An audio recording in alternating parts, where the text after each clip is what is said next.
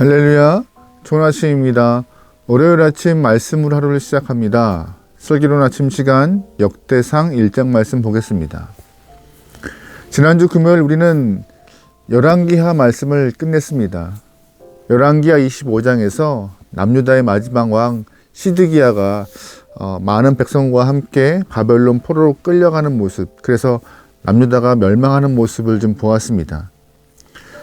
성경은 이 열왕기서를 통하여서 이렇게 바벨론 포로로 끌려가는 그 수치스러운 역사를 기록한 이유가 무엇인가를 답하고 있어요. 하나님이 능히 없고 힘이 없어서 하나님이 세우신 나라가 멸망한 것이 아니라 하나님이 반복적으로 여러 번 경고했고 말씀하셨던 그 언약의 이행, 약속의 이행을 하지 않았기 때문에 하나님이 그들을 버렸다라고 말씀하시는 것입니다. 여러분, 그러기에 우리가 살면서 하나님이 허락하신 그 귀한 말씀을 붙잡고 살 수 있는 믿음의 영혼들이면 좋겠습니다. 허울뿐인 신앙이 아니라 건강한 믿음을 갖기 위해서는 말씀을 부여잡고 주님을 바라보는 삶, 그것이 필요한데 남유다의 영혼들은 그걸 놓친 것 같아요. 우리는 남유다와 같은 모습을 갖지 않게 소망합니다. 그런데 오늘부터 이 역대기를 볼 텐데 역대기 상하를 보면은요, 열왕기 상하와 비슷한 내용들이 참 많습니다. 그렇다면 바로 뒤에 열왕기 상하 뒤에 역대 상하를 붙여서 비슷한 내용을 계속 언급하고 있는 이유가 무엇일까요? 간단히 말씀드리면 하나님은 이 말씀을 통하여서 정체성을 잃지 말라라고 말씀하시는 거예요. 정체성이요. 역대기가 기록될 만한 시점은 언제냐? 바로 남유다의 많은 사람들이 포로로 끌려갔던 시점이에요. 나라가 망했죠. 또한 성전도 불탔죠. 게다가 뿔뿔이 흩어진 민족이 되었죠. 그러다 보니 하나님 백성이라는 인식이 사라지고 자신감도 잃어버리는 그런 상황 가운데 너희는 그렇게 포로로 끌려갈 만한 사람들, 포로로 끌려가서 인생이 끝난 사람들이 아니라 너희의 본분은 좀 특별해라고 이 말씀을 통하여서 하나님이 이스라엘 사람들에게 자신감을 불러일으키고자 기록한 의미가 있는 글입니다. 하나님은 이 역대기를 통하여서 이스라엘 족보를 소개하고 계세요. 그 족보를 통하여서 구원의 역사가 이렇게 이루어지고 있었어. 또한 다윗의 왕권과 성전의 이야기를 통하여서 너희는 하나님의 특별히 구별된 민족이야 라고 설명하고 계시고, 또한 남유다의 수많은 역사를 기술하면서 믿음의 사람은 여전히 하나님의 백성이라고 확인시켜주고 있는 책이 이 역대기 내용입니다. 역대기는 크게 네 부분으로 설명하고 있습니다. 역대상 전반부, 즉 1장부터 9장까지는요, 주로 신앙을 지킨 사람들의 족보 이야기가 나와요. 잘 보시면 전체 족보, 즉 이스라엘 전체 사람들의 이야기를 쭉 풀어가지 않고 믿음을 지킨 사람들의 이름들을 거론하면서 하나님이 그들을 상기시키고 그들을 마음에 품고 있다라고, 그들이 진짜 백성이다라고 이스라엘 사람들에게, 포로로 끌려간 사람들에게 언급하고 있는 장면이 등장하죠.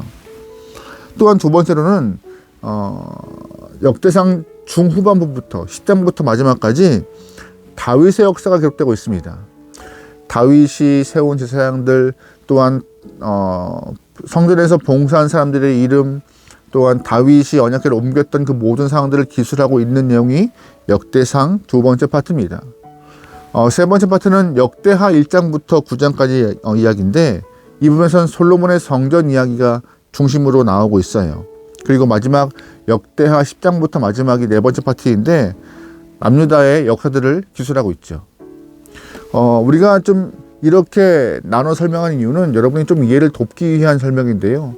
아무리 이렇게 얘기해도 열왕기와 역대기 내용이 많이 겹치는 부분은 인정합니다. 하지만 큰 차이가 있어요. 무엇이냐?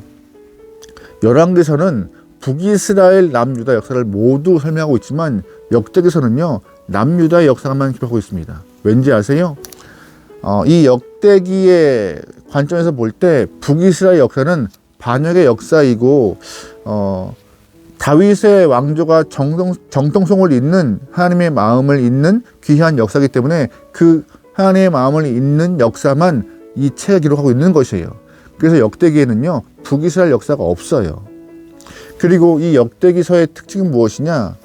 사실로서의 역사보다 의미로서의 역사가 더 강한 본문입니다. 좀 쉽게 설명할게요. 예를 들어서 사울 왕의 죽음은 길보아 산에서 블레셋과의 전쟁을 통한 전사가 사실적 역사의 기록입니다. 하지만 이 역대기에서는요, 사울의 죽은 이유가 하나님께 범죄해서 죽었다라고 기술하고 있어요. 철저하게 하나님의 관점에서 의미를 부여하고 기술하고 있는 것이 역대기 내용인 것입니다. 신앙적 관점, 영적 관점에서 남유다의 역사와 이야기를 풀어내고 있는, 그래서 포로로 끌려간 영혼들에게 정체성과 너희 마음을 확고히 품어야 된다라고 설명하고 있는 것이 이 역대기 이야기인 것이에요. 이렇게 기본적인 역대기 이야기를 좀 가지고 여러분들이 말씀을 보시면 조금 더 수월하지 않을까 해서 좀 길게 설명을 드렸습니다. 그렇다면 포로로 잡혀왔던 그 남유다의 사람들에게, 또한 패전국으로 전 세계에 뿔뿔이 흩어진 영혼들에게 지금의 삶은 녹록하지 않지만 그럼에도 너희들은 하나님이 선택한 하나님의 백성이야라고 이렇게 설명하고 있는 근거가 무엇인가? 바로 1장부터 말하고 있는 이 족보, 뿌리를 통하여서 너희는 이러한 영혼들이야, 이렇게 해서 출발했어라고 역대기는 설명하고 있습니다. 1절부터 말씀을 좀 볼게요.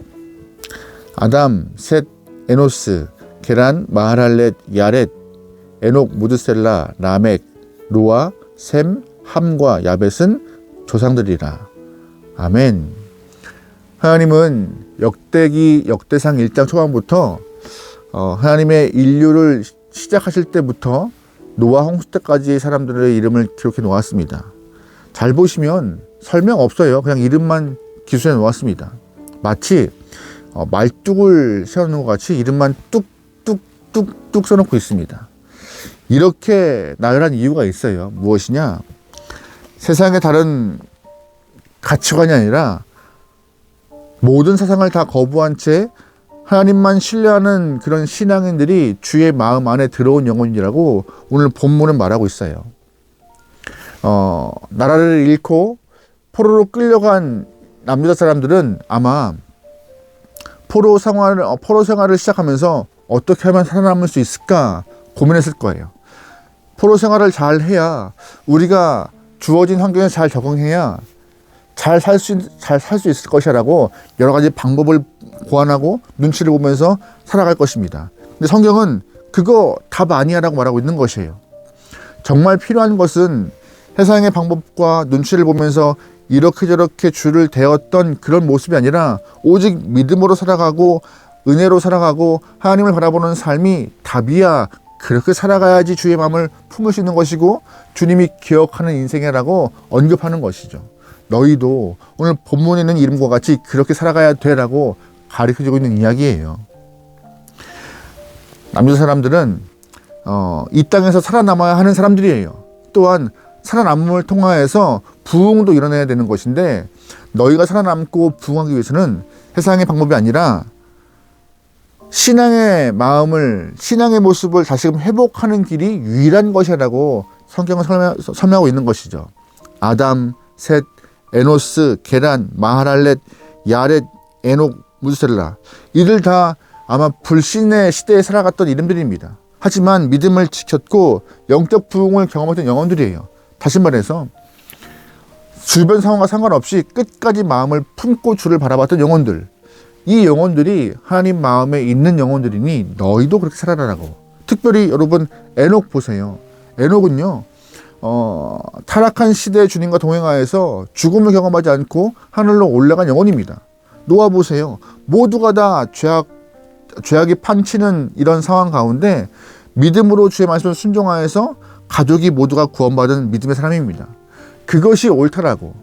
다른 사람들이 뭐라 해도, 세상이 어떻게 흘러가도 믿음을 지키는 것이 생명과 너희의 인생을 구원할 수 있는 유일한 방법임을 오늘 성경은 말하고 있는 것입니다. 성전이 불탔고 패전국이고 다 흩어져서 너희가 망한 영혼 같지만 망한 것 아니야. 그럼에도 불구하고 믿음을 지키는 것이 답이라고 족보를 통하여서 말하고 있는 것이죠. 우리가 살아가는 이 땅은 믿는 영혼과 믿지 않는 영혼들이 함께 살아가고 있습니다. 믿는 영혼들도 이 땅에서 성공하기 위해서 애를 쓰고 있죠. 또한 사회에서 도태되지 않기 위해서 땀 흘리고 있는 영혼들이에요. 하지만 말씀은 우리에게 언급하고 있어요. 철저하게 세상을 쫓고 그 방법으로 가면은 너희는 망하고 잊혀지지만, 오늘 족보에 언급한 것과 같이 이름이 뚝뚝뚝 써 있는 그런 말뚝과 같이 기록되어 있는 족보지만, 그들과 같이 믿음을 지키는 것이 성도로서 부흥하는 길이고 신앙의 삶을 살아가는 유일한 방법이라고 오늘 본문은 말하고 있습니다. 여러분, 그러기에 우리가 살아가는 유일한 길, 성도가 살아갈 수 있는 유일한 길은 영적 부흥을 경험하는 것밖에 없어요. 우리 마음 가운데 주의 뜨거움을 품고 은혜를 경험하는 방법은 다른 거 없습니다.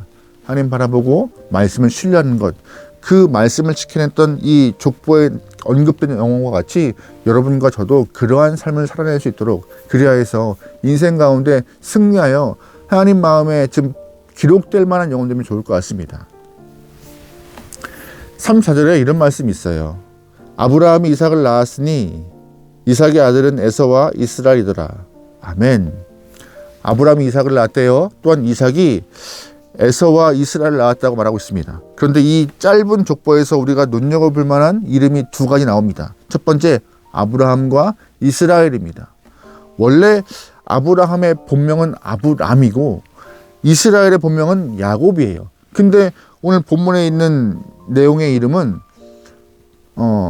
본명이 아니라 바뀐 이름이 기록되어 있어요. 아브람, 야곱 아니라 아브라함과 이스라엘이요.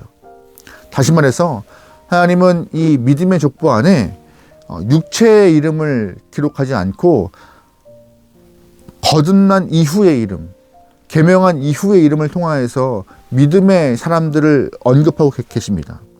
아브람은 그냥 존경받는 아버지지만 아브라함은 열국의 아버지요 믿음의 조상이었습니다. 야곱은 그냥 발뒤꿈치를 붙잡은 자였지만 이스라엘은 하나님과 겨루어서 이긴 자의 뜻을 갖고 있는 이름입니다. 하나님은 거듭난 이후, 생명을 얻은 이후, 믿음을 갖고 난 이후의 이름을 언급하시면서 우리가 기억할 만한 이름은 그 이름이라고, 믿음을 갖고 승리한 이름이라고 우리에게 힌트를 주고 계신 것이에요. 하나님이 생명책에 기록할 만한 이름 또한 거듭난 이후의 이름임을 꼭 기억하셔야 합니다. 아무리 우리가 영생을 얻기 전에 모습이 화려하고 여러 가지 것들을 누려왔다 할지라도 하나님은 그 모습 신경 안 쓰세요. 하나님이 주목하고 하나님 마음에 품는 모습은 영생을 얻고 거듭난 이후의 삶, 그래서 주님과 함께 살아가는 삶의 모습을 기억하고 마음에 품는 것이지, 아브라함과 이스라엘처럼요.